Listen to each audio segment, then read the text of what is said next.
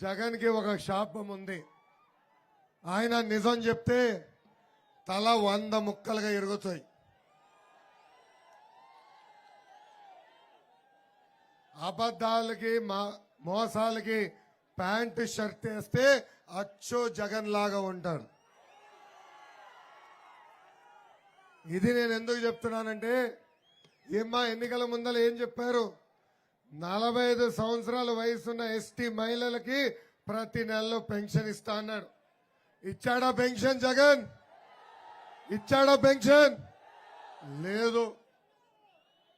అంతేకాదు, ఎన్నికల ముందల 2,30,000 పెండింగ్ పోస్టులు భర్తీ చేస్తా అన్నాడు.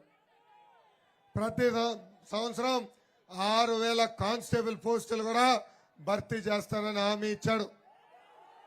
కేవలం సాక్షి క్యాలెండర్ తప్ప జాబ్ క్యాలెండర్ ఎక్కడా లేని పరిస్థితి ఈ రోజు మనందరం చూస్తున్నాం. డిఎస్సి నోటిఫికేషన్ ఒక మోసం. ఎస్టీ స్టడీ సర్కిల్ మూసేశారు, బీసీ స్టడీ సర్కిల్ మూసేశారు, ఎస్సీ స్టడీ సర్కిల్ మూసేశారు. మన పిల్లలు పీజీ చదవాలంటే ఏకంగా పీజీ ఫీ రీంబర్స్మెంట్ కూడా కట్ చేశాడు ఈ జగన్. నాణ్యమైన విద్య మన పిల్లలకి దూరం చేశాడు ఈ జగన్. అంతేకాదు, ప్రభుత్వం ఏర్పడిన మొదటి 6 నెలల్లో ఇచ్చిన హామీలు నిలబెట్టుకుంటేనే చిత్తశుద్ధి ఉంటుందని ఆనాడు జగన్ చెప్పాడు. కానీ 4 సంవత్సరాలు 10 నెలలు పడుకుని ఇప్పుడు కొత్త డ్రామా మొదలుపెట్టాడు. ఆ డ్రామా పేరు డిఎస్సి నోటిఫికేషన్. నిరుద్యోగ యువకులు నేను హామీ ఇస్తున్నా, జియో 3 మళ్ళీ తీసుకొస్తాం. ఇక్కడ ఎస్టీ సోదరులకే ఉద్యోగాలు కల్పించే బాధ్యత మేము తీసుకుంటాం. అంతేకాదు, ఒక పద్ధతి ప్రకారం ప్రతి సంవత్సరం నోటిఫికేషన్ ఏర్పాటు చేస్తాం. పెండింగ్ పోస్టులని భర్తీ చేసే బాధ్యత తెలుగుదేశం జనసేన ప్రభుత్వం తీసుకుంటుందని ఈ సభాముఖంగా నేను హామీ ఇస్తున్నా. కరెక్ట్ గా ఎన్నికలకి 4 నెలల ముందల గ్రూప్ 2 నోటిఫికేషన్ విడుదల చేశారు.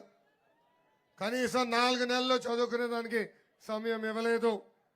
2 నెలలు చదవాలంట, ఎగ్జామ్ గెలవాలంట. ఎంత అన్యాయమో ఒక్కసారి మనందరం ఆలోచించాలి.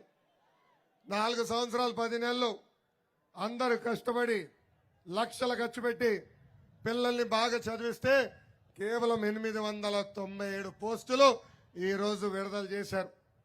ఆ గ్రూప్ 2 పోస్టులకి దాదాపు 5 లక్షల మంది నిరుద్యోగులు ఈ రోజు ఎగ్జామ్ రాసే పరిస్థితి అందరం చూస్తున్నాం.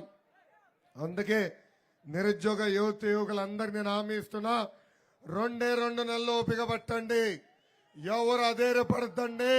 మన ప్రభుత్వం ఏర్పడిన మొదటి సంవత్సరం నుంచి డిఎస్సి కూడా నిర్వహించే బాధ్యత నేను వ్యక్తిగతంగా తీసుకుంటాను.